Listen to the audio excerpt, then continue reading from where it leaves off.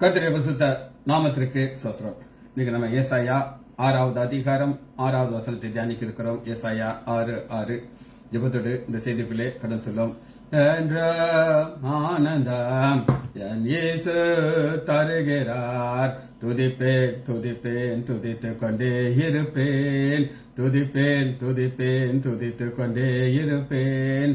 அல்லேலூயா ஆனந்தமே, அல்லேலூயா ஆனந்தமே, அல்லேலூயா ஆனந்தமே, அல்லேலூயா ஆனந்தமே. ஓ நாதர் மறைவில் வாழவர் நிழலில் என்றும் தங்குவேன், ஓ நாதர் மறைவில் வாழவர் நிழலில் என்றும் தங்குவேன். தேவனை நோக்கி அடைக்கல பாறை என்றே சொல்லுவேன், தேவனை நோக்கி அடைக்கல பாறை என்றே சொல்லுவேன். ஹல்லேலூயா ஆனந்தமே, ஹல்லேலூயா ஆனந்தமே, ஹல்லேலூயா ஆனந்தமே, ஹல்லேலூயா ஆனந்தமே. தமது சிறகால் என்னை மூடி காத்து நடத்துவார், தமது சிறகால் என்னை மூடி காத்து நடத்துவார். அவரது வசனம் ஆவியின் பட்டயம் எனது கேடகம், அவரது வசனம் ஆவியின் பட்டயம் எனது கேடகம். ஹல்லேலூயா ஆனந்தமே, ஹல்லேலூயா ஆனந்தமே, ஹல்லேலூயா ஆனந்தமே, ஹல்லேலூயா ஆனந்தமே.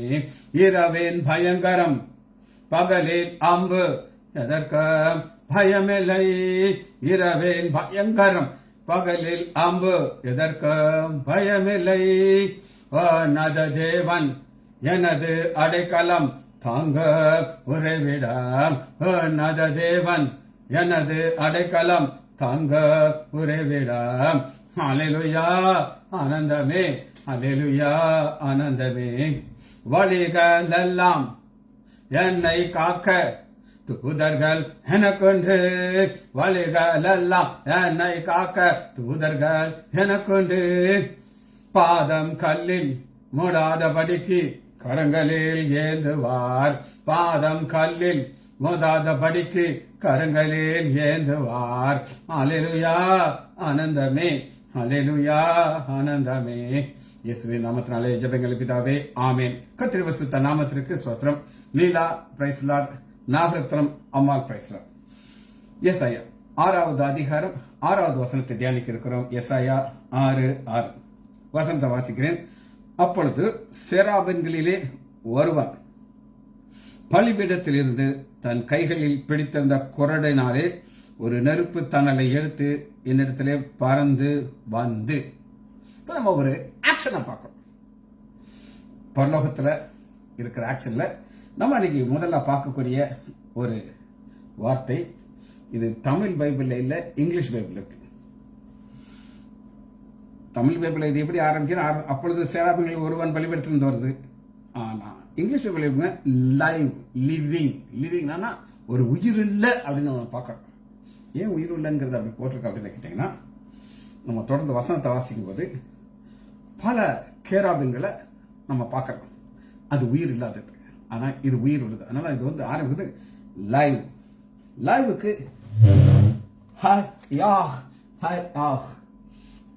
HAY ஹா ஏ நீட் ஹயா ஹயா HAYAH லைவ், உயிருள்ள கேராபின் ஒருத்தன் அப்படியே பறந்து வர்றாங்க.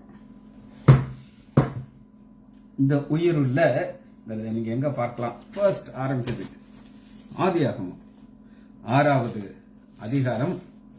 அழிவுக்கு இது ஆண்டவர் யூஸ் பண்றார். அழிவுறதுக்கு முன்னாடி அப்படி இருந்துச்சுன்னா கேட்டீங்கன்னா, ஆதியாகமம் 6வது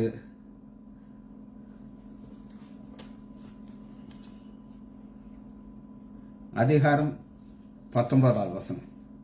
சகலவித மாமிசமான ஜீவன்களிலும், ஜீவன் லிவிங், உயிரோடு இருக்கிற நம்ம பார்க்கிறோம். லைவ். சரி, இரண்டாவது கோல். இந்த கோல் பலிபீடத்திலிருந்து ஒரு அக்கினி ஒரு குரடால் ஒரு நெருப்பு தழலை கொண்டு வந்து நெருப்பு தழல கோல் COAL கோல். இதுக்கு இவரைய வார்த்தை ஆந்த்ராக்ஸ் ANTHRAS ஆந்த்ராக்ஸ் கோல். இந்த கோல் பர்னிங் கோல், எரிகிற அக்னி, எரிகிற சார்கோல்.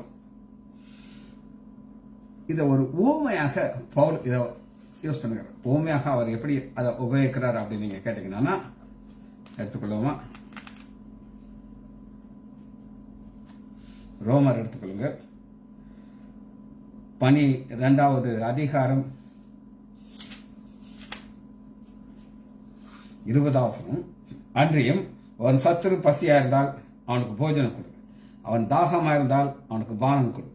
நீ இப்படி செய்வதனாலே அக்கினி தழலை அவன் தலையின் மேல் குவிப்ப. அக்கினி தழல்னா இது உண்மையான அக்கினி கிடையாது. இது ஒரு ஓமையாக சொல்றது.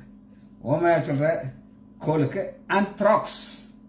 சரி, இதுல இன்னொரு டைப் இருக்குது. ஓமையாக ரியல் சார்கோல், உண்மையிலேயே எரிகிற தணல். இதுக்கு என்ன ரோம வார்த்தை அப்படின்னு கேட்டீங்கன்னா ஆந்த்ராக்கியா, ஆந்த்ராக்ஸ் கோல், ஆந்த்ராக்ஸ்கியா KIA சார்கோல். எரிகிற தணல் வேற, சார்கோல் வேற. இந்த சார்கோல் நீங்க எங்க பார்க்கலாம் அப்படின்னு 2 இடத்துல பார்க்கலாங்க. பேதுரு நம்ம ஆண்டவராகிய இயேசு கிறிஸ்துவ மறுதலிக்கிறார். மறுதலிச்சிட்டு அவர் எங்க உட்கார்ந்து இருக்கிறார் அப்படின்னு கேட்டீங்கன்னா யோவான் 18வது அதிகாரம்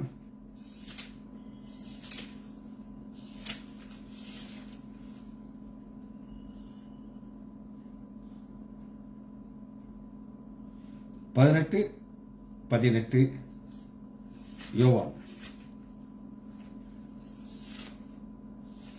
யோவான் 18 குளிர்காலமானபடினாலே ஊழியர்களும் சேவர்களும் கரி நெருப்பு உண்டாக்கி, அந்த கரி நெருப்பு உண்டாக்கி, அந்த கரி நெருப்புங்கிறதுக்கு ஆந்த்ரோக்கியா. இதே இது நம்முடைய ஆண்டவராக இயேசு கிறிஸ்து இதை உண்டாக்குறார். அதையும் பார்ப்போம். அதே யோவான் 21வது அதிகாரம் 9வது வசனம். அவர்கள் கரையிலே வந்திருக்கிற பொழுது கரி நெருப்பு போட்டிருக்கதை, அந்த கரி நெருப்புங்கிறத நம்ம ஆந்த்ரோக்கியா கரி நெருப்பு. 2 காரியத்தை நம்ம பார்த்தோம். ஃபர்ஸ்ட் ஜீவன், ஹயாஹ். 2வது கோல், ஆந்த்ராக்ஸ், ஆந்த்ராக்கியா. சரி, 3வது ஆல்டர். முதல் வசனத்தை நான் உங்களுக்கு வாசிக்கிறேன். எஸ்ஐயா 6வது அதிகாரம் 6வது வசனம். அப்பொழுது சிராபின்களில் ஒருவன் பலிபீடத்திலிருந்து தன் கையில் பிடித்திருந்த குரட்டினாலே ஒரு நெருப்பு தணலை எடுத்து என்னிடத்திலே பறந்து வந்து பலிபீடத்தில் இருந்து, இந்த பலிபீடத்தில் நெருப்பு இருக்கு, அதை எடுத்து கொண்டார். இந்த பலிபீடத்திற்கு இது எபிரேய வார்த்தை, ஹீப்ரு வார்த்தை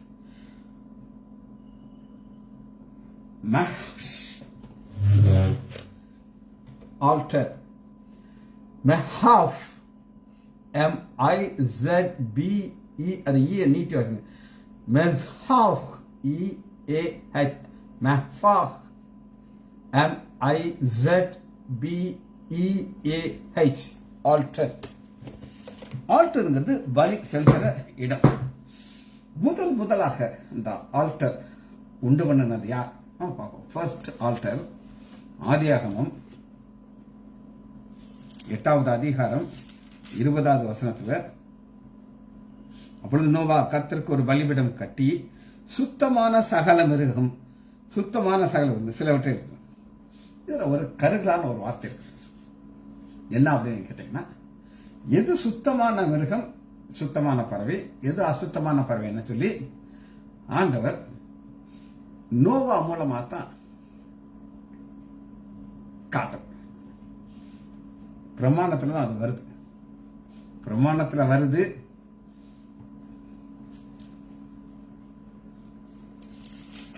சுத்தமானது அசுத்தமானங்கிற வித்தியாசத்தை லேவியராகமம் 11வது வசனம் இது மோசேக்கு வெளிப்படுத்துகிறார்.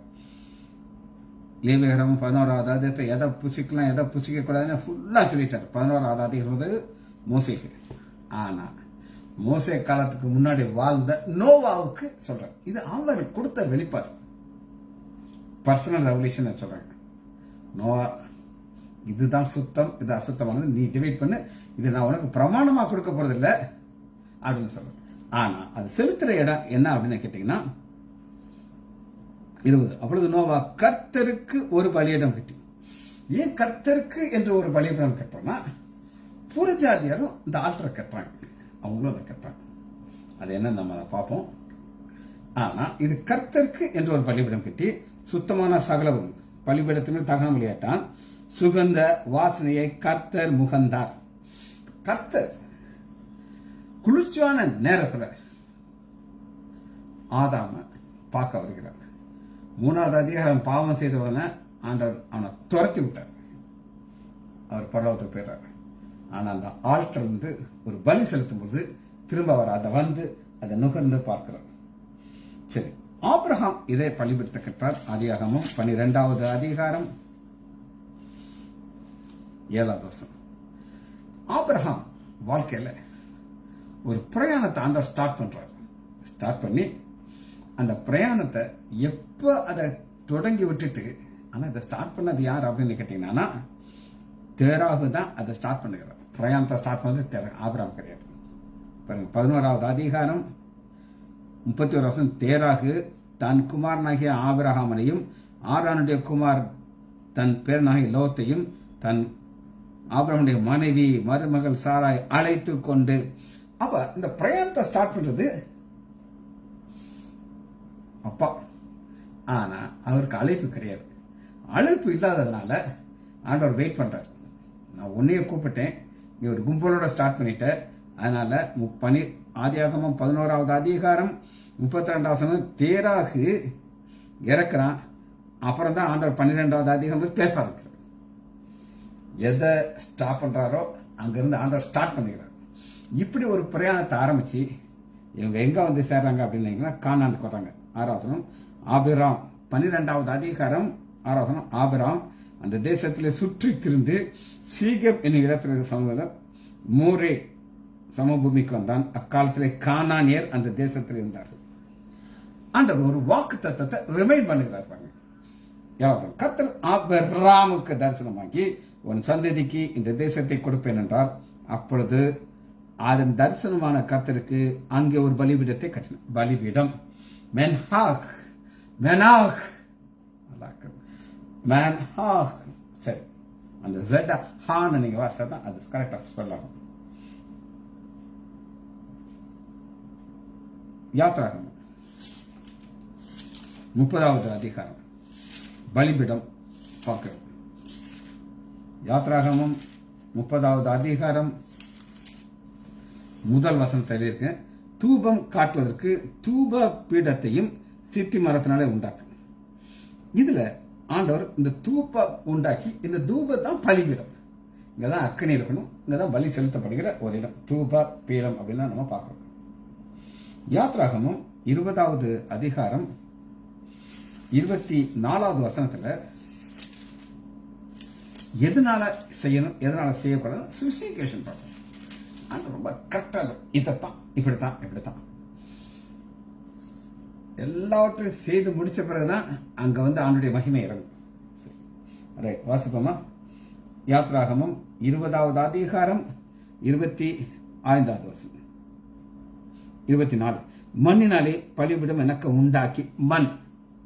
அப்ப ஆபிரகாம் முதல் பலிபீடத்தை உண்டு மண்ணினால் நடக்கிறார். அதன் மேல் உன் மாடு சர்வாங்க தகன பலியும் சமாதானம் செலுத்துவாங்க. நான் என் நாமத்தை பிரஸ்தாபம் உன்னை வந்து ஆசிர்த்திப்பேன். ஆண்டவர் ஆசிர்த்திக்கன்னா அது எதனால அதை கட்ட சொல்றாரோ அதனாலதான் கட்டணும், மாத்தவே கூடாது. இப்ப இது மண்ணுனால செய்யறது ஆபிரகாம் பலி செலுத்துறது. ஆனா இப்ப ஆசாரிப்பு கூடாரத்திற்குள் இதை வைக்க போகிறார். யாத்ராகமம் 27வது அதிகாரம் 1 வசனம். 5 நில மூலம் 5 முழ அகலம் உள்ள சித்தி மரத்தினாலே பலிபீடத்தை உண்டு பண்ணுவாங்க. பலிபீடம் சித்தி மரத்தினால உண்டு பண்ணும். அதாவது கவரிங் எல்லாம் இருக்கு. இந்த சித்தி மரம் என்ன அப்படின்னு கேட்டீங்கன்னா, ஒரு முரட்டாட்டமான ஒரு மரம். அதை அடிச்சனா உடையாது, டஃபா இருக்கும். நம்முடைய மனித தன்மைக்கு அடையாளம். அதே போல பசும் பொன்னம் போடுறது, அது நம்முடைய ஆண்டவராகி இயேசு கிறிஸ்துவுக்கு அடையாளம். இதெல்லாமே அடையாளம்னு சொல்லி நம்ம யாத்திராமத்தில் நம்ம பார்க்கிறோம். சரி, இந்த பலி செலுத்துறத நீங்க லேவியராகமம்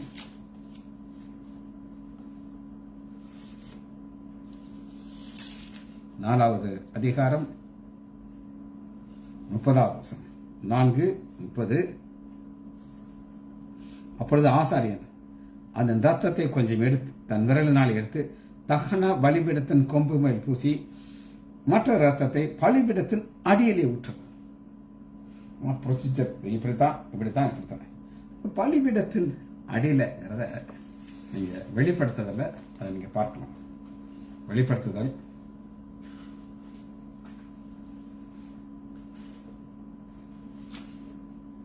6வது அதிகாரம் 9வது வசனம். வெளிப்படுத்துதல் 6:9. இது இரத்த சாட்சிகள் மறிக்கிறாங்க. அவர் 5ஆம் முத்திரையை உடைத்த பொழுது வேத வசனத்தின் நிமித்தம் தங்கள் கொடுத்த சாட்சி நிமித்தமும் கொல்லப்பட்டுள்ள ஆத்துமாக்களை பலிபீடத்தின் கீழே கண்டு. இந்த பலிபீடம் என்ன அப்படின்னு கேட்டீங்கன்னா, இதான் ஒரிஜினல் பரலோகத்தில் இருக்கு. ஆனா மாடலை அந்த பூமியில கொடுத்திருக்கிறார். இது ஒரு ஆழமான ஸ்டடி. புறஜாதியாரும் இந்த பலிபீடத்தை யூஸ் பண்றாங்க. 2 பேரும் யூஸ் பண்றாங்க.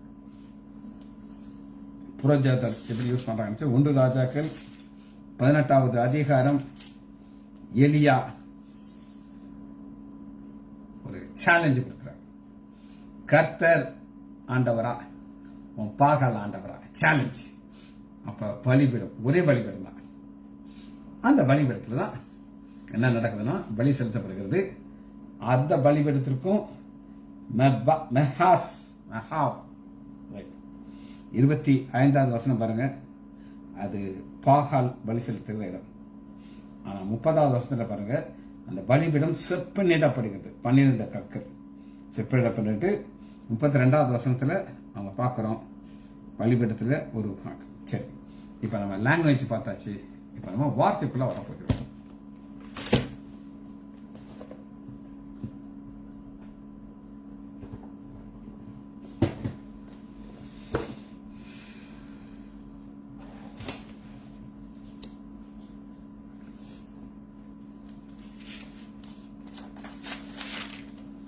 இப்ப நான் ஏற்கனவே உங்களுக்கு சொன்னது போல, ஒரு இந்த ப்ராசஸ் ஆரம்பிக்கும் போது ஒரு ஆக்ஷன்ல ஆரம்பிக்குது. ஏசாயா 6வது அதிகாரம் 6வது வசனம் ஒரு ஆக்ஷன். அது பறந்து வருகிற ஒரு காட்சி. இந்த பறந்து வருகிறதுடைய நோக்கம் என்ன அப்படின்னு இருக்கு. எல்லாத்துக்கும் ஒரு நோக்கம் இருக்கு. நம்ம மக்கள் தான் நோக்கம் இல்லாம சில காரியங்களை செய்வாங்க. ஆனா அது பறந்து வருகிற நோக்கம் பரிசுத்தம் பண்ணணும். ஏன் அவனை பரிசுத்தம் பண்ணணும் அப்படின்னு கேட்டீங்கன்னா, இவர் ஊழியத்துக்கு போக போகிறார். 7வது வசனத்துல 8வது வசனத்துல யார் நமது காரியமாக அனுப்பி. அப்ப ஊழியத்தை செய்வதற்கு இவங்க தகுதியோடு இருக்கும். இவர்களுடைய வாழ்க்கையில பாவம் நிறைந்தானா ஊழியத்தை செய்வார். சாம் ஜெபத்ரி பிரதர் ஒரு அருமையான ஒரு சம்பவத்தை சொன்னார். ஊழியத்தை சம்பந்தப்பட்டது. ஒரு ஊழியக்காரர் பிசாசை துரத்துறதற்கு கூட்டிட்டு போயிருக்காங்க. அந்த பிசாசை துரத்த போன ஊழியக்காரர் நல்லா ஜெபம் பண்ணி அப்படியே ஆவியில ஆரம்பிக்கிறாரு. அப்படி பில்ட் பண்ணுறாரு.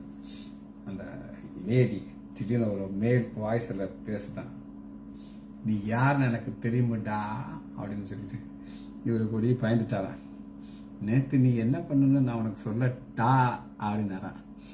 மரியாதைய ஓடிடு, இதுக்கு மேல இங்க நின்ன வண்டவாளத்துல நான் தண்டவாளத்தில அசிங்கப்படுத்தி விட்டுவேன். ஒரே ஓட்டம் ஓடுனாராம். தெருவை தாண்டி கூட திரும்பியே பார்க்கல. இதாங்க ஊழியத்தில் ஆண்டவர் எதிர்பார்க்கிற ஒரு குவாலிஃபிகேஷன் இருக்குது. நம்மளாம் ஹியூமன் பீயிங், ஆனால் பரிசுத்தம். இந்த பரிசுத்தப்படுத்திட்டு தான் அவர் ஊழியத்தை இருக்கிறார். இந்த ப்ராசஸுக்காக ஆண்டவர் ஒரு அக்னியை கொண்டு வருகிறார். அந்த அக்னியில தான் பார்க்கிறார். இந்த உதடு அசுத்தம் நிறைந்த உதடுன்னு உங்களுக்கு நான் நேற்று காமிச்சேன். யாரை பார்த்தாலும் ஐயோ ஐயோ ஐயோ சொல்றாரு. நம்ம வாயின் வார்த்தையில தாங்க கேர்ஃபுல்லா இருக்கும். எனக்கு ஒரு அம்மாவை நல்லா தெரியும். அந்த அம்மா பிரேயர் பண்றம்மா, அது நல்ல கலரா இருக்கும், எங்க கலரா இருக்கும். நீங்களாம் பார்த்தா அசந்துருவீங்க. அது கூட இருக்கிற பொண்ணு கொஞ்சம் கருப்பா இருந்தா அது கருவாச்சி அப்படிதான் கூப்பிடும். ஏ கருவாச்சி அப்படிதான் கூப்பிடும். எனக்கெல்லாம் ரொம்ப கஷ்டமா இருக்கு. ஏமா பல முறை நான் சொல்லிட்டேன், சொல்லாதம்மா அப்படின்னு சொல்லி. கடைசியில் ஆண்டவர் அந்த அம்மாவுடைய வாயை அடைக்கிறதுக்கு ஒரு மருமகளை அனுப்பினார். பயங்கர கருப்பு மருமகள் அனுப்பிட்டார். அப்பதான் அதனுடைய வாயை மூடிச்சு. நம்ம வாய் அசுத்த உதடு உள்ளது. இது பெருமையை பேசும். நான் கலரா இருக்கிறேன், நல்லா மற்றவெல்லாம் கருவாச்சு. பாருங்க, நிப்பாட்டி வச்சிட்டார். இதுதான் ஆண்டோடைய ஸ்பெஷல் பவர். ரைட். இப்ப பறக்கிறதுடைய நோக்கம் என்ன நம்ம பார்க்க போறோம்.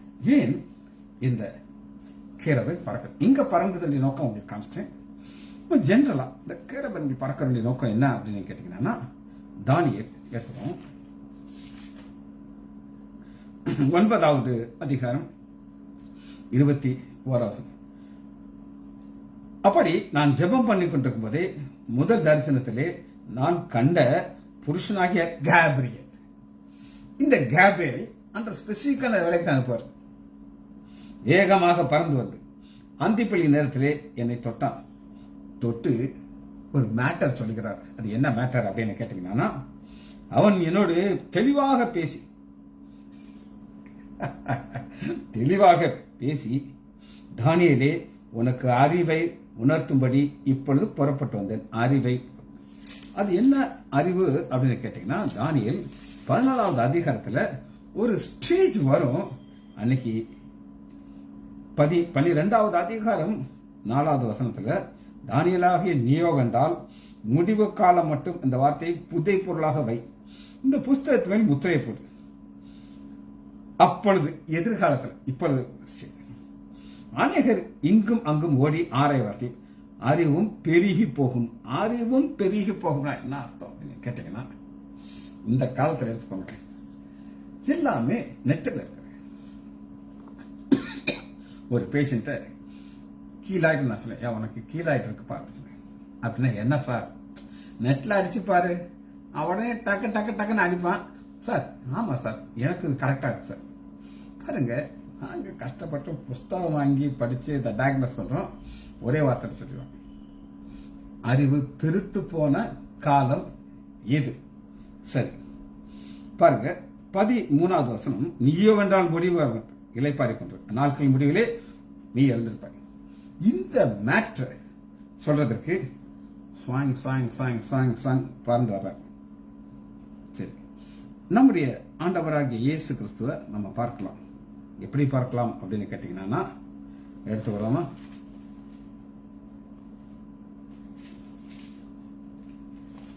எசேக்கியேல் 10வது அதிகாரம் 2வது வசனம்.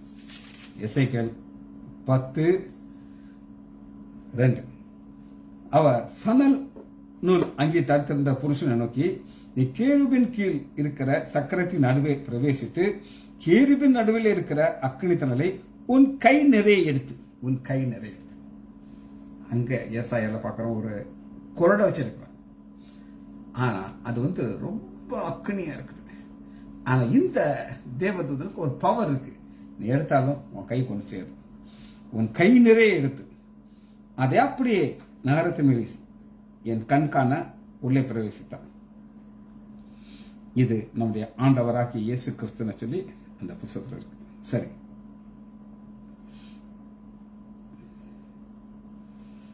இப்ப ஆலயத்தினுடைய அஸ்திபாரங்கிறத நம்ம பார்க்க போறோம்.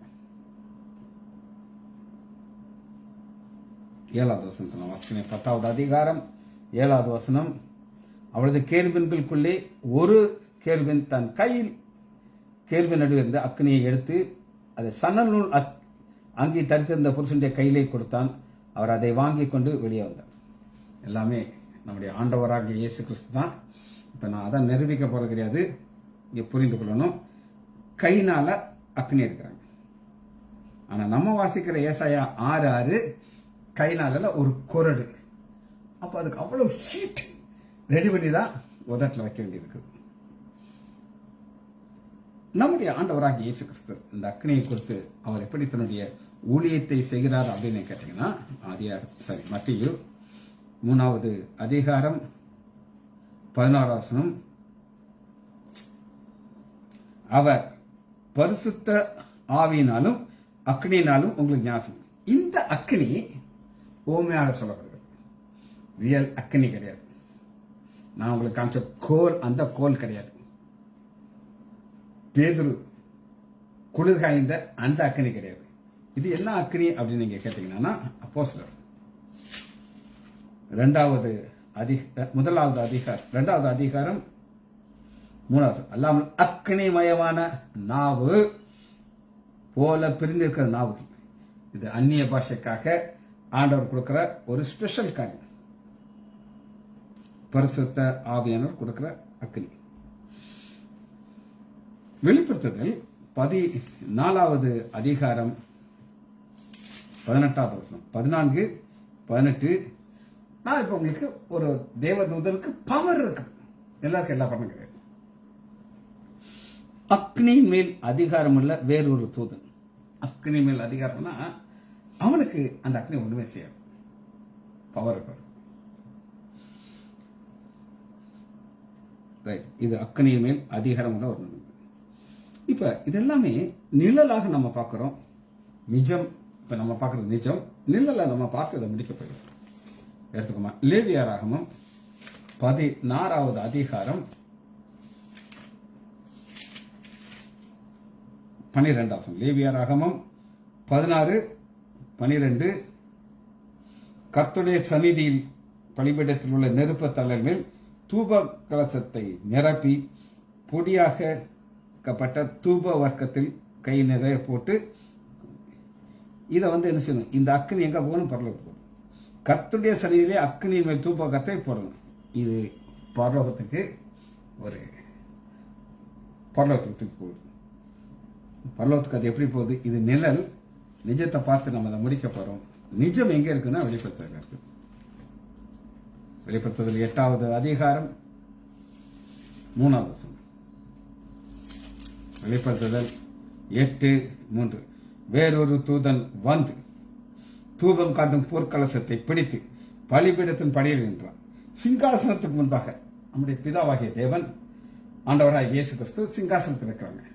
அந்த சிங்காசனத்துக்கு முன்னாடி என்ன நடக்குதா அப்படின்னு கேட்டீங்கன்னா,